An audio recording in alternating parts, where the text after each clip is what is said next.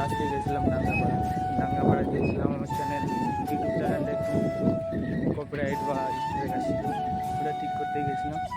তারপরে যাচ্ছি এখন বাড়িতে যে কী বললো এটা কিছু হবে না, আর একটা আছে চ্যানেলটা মানে শুরু হয়ে যাবে।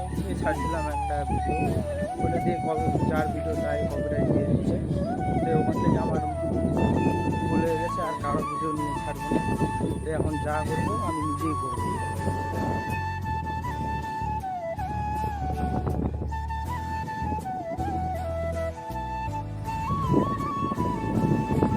সামনে থেকে আসছে আমার দাদু, দেখতে পাচ্ছেন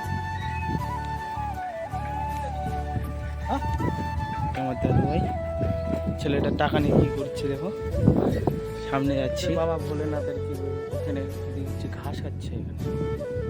আমি একটু করেই চলে গেলাম, যাচ্ছি। দাদুগুলো খাড়া গেছে, এটা দাদু কাকা।